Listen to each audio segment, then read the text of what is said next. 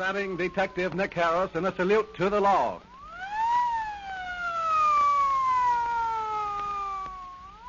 Ladies and gentlemen, we again take pleasure in bringing to you the eminent Los Angeles criminologist and president of the International Secret Service Association, Detective Nick Harris, in another true life story proving to the youth of today the folly of committing crime.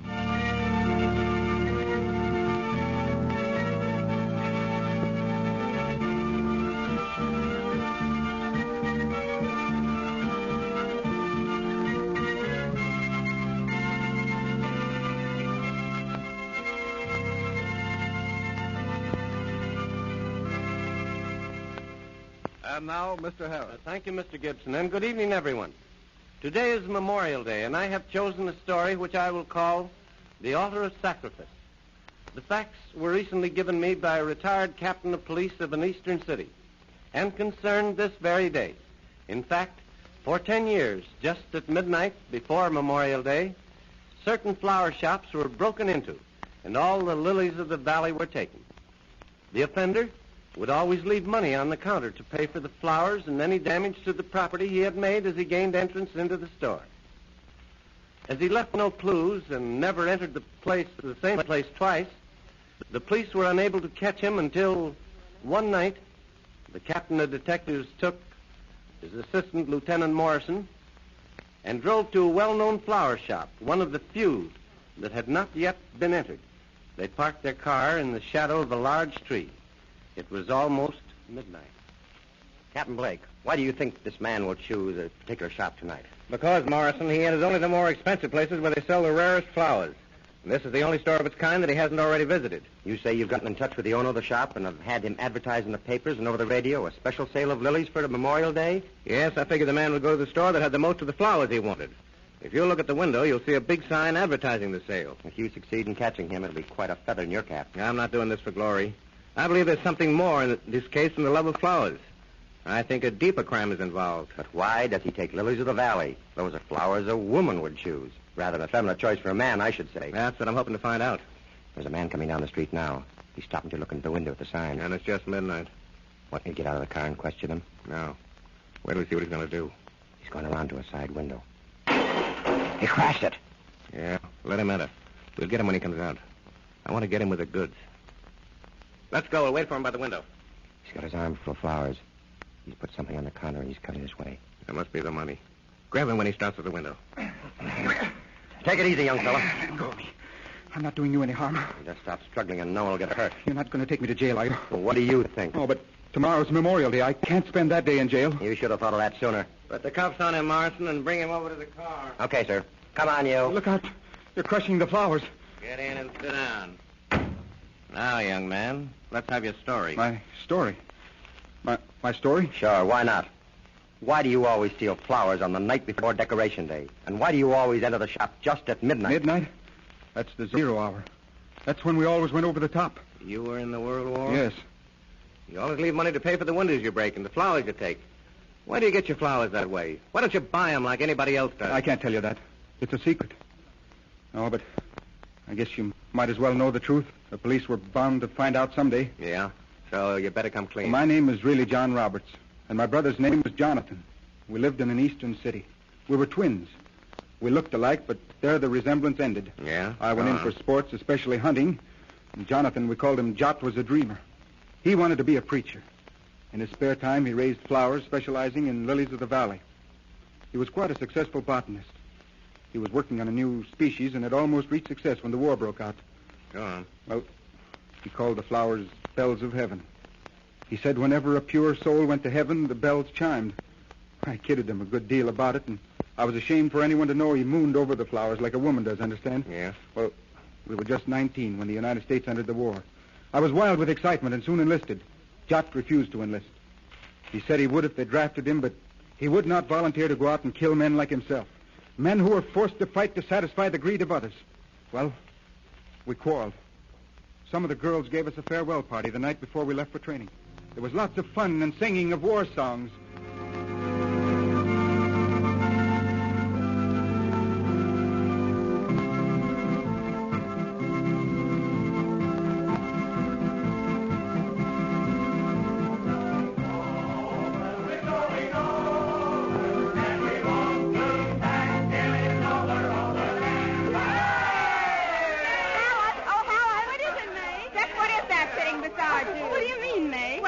certainly isn't a Yank or a man, so what is it? Oh, yes, it's a Yanker and a man, too. Aren't you, Josh? Then why isn't he joining in the fun?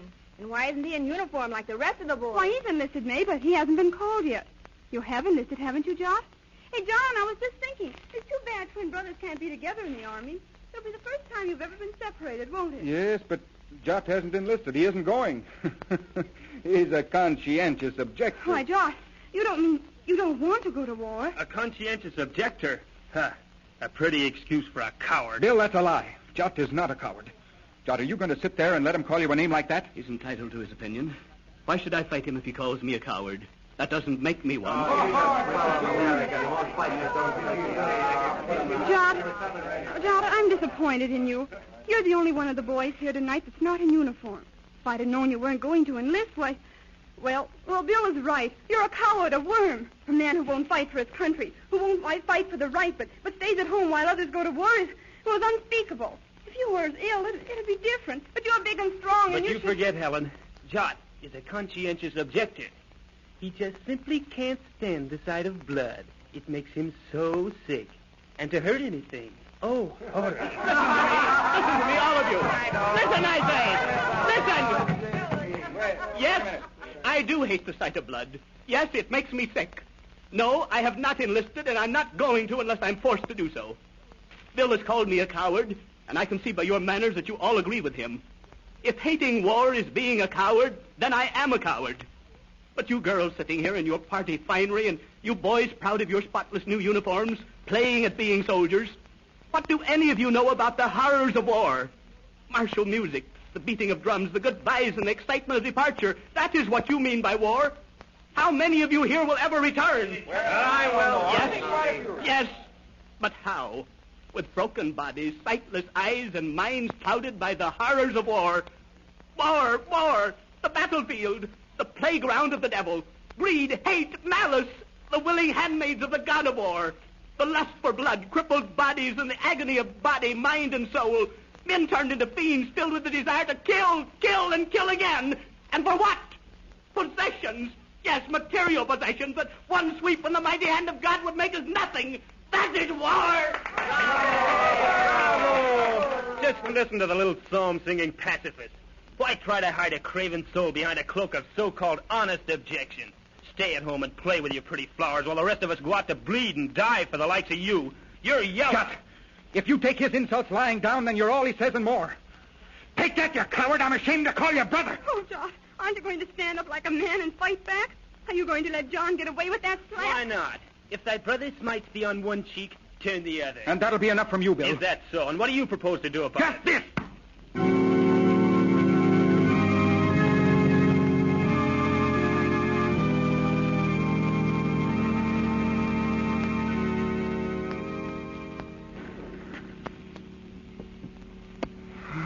Don't kill me! Don't kill me, please! Easy, Yank. I'm here to help you, not hurt you. I thought you were the enemy come to polish me off. Oh, that dirt. Are you badly hurt, Obed? I can't tell. I've been lying here for hours in this shell hole. It's my right arm. I'm bleeding to death. I carry for you. So dark in here, I may have to hurt you. Sometimes I can't see what I'm doing. I'll bandage the arm up as best I can. Oh, all right. I can stand it. Yes, sounds familiar.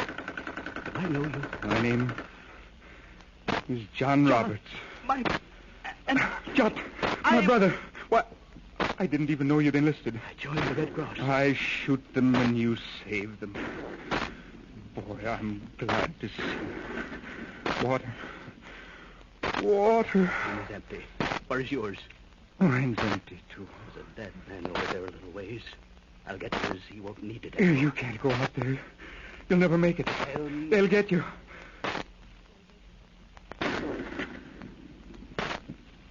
Is that you, Jot? Yes. Here is the water. Jot, you're bleeding. Yes. The shell had my name on it. I'm going west. No, just lie quietly. It'll soon be morning and I'll come out to look for it. No. The end. Jot, are the police still looking for me? The police? Yes. For killing Bill. War. Death. Blood fields soaked with human blood to satisfy the greed of man. John, see how they grow. Field is covered with lilies. Smell heaven. The soul is passing. You can hear the bells chime. Goodbye, John, until we... No. Shut. My brother. Dead. Goodbye, old man. I'll be seeing you sometime.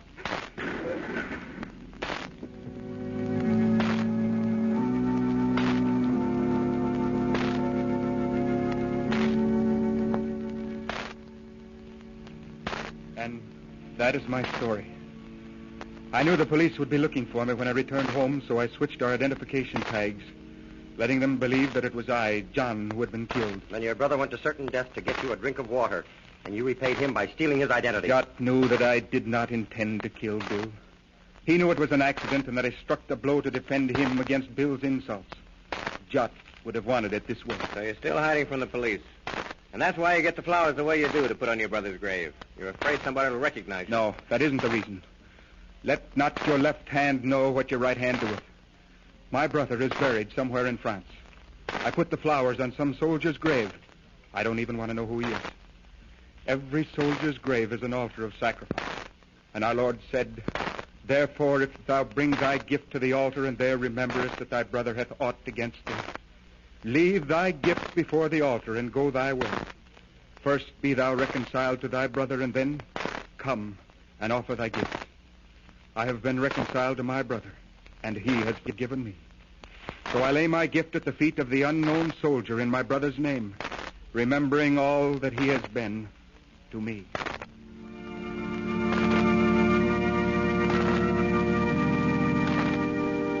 And so, John made his peace with his twin brother, Jot. An investigation Captain Blake found that Bill had not been seriously hurt and soon recovered. John was in another branch of the service, and the rest of the boys who had attended the party that night, he never learned the truth, as he was afraid to inquire.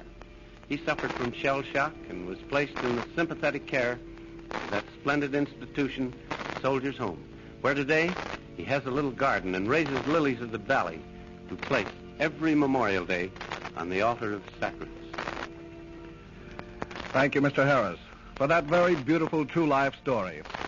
Ladies and gentlemen, you have just heard Detective Nicholas B. Harris, chief of the internationally known Los Angeles Detective Agency, bearing his name in another true-life drama entitled The Altar of Sacrifice. Fictitious names and places have been used throughout this narrative, and any similarity to persons living or dead is purely coincidental.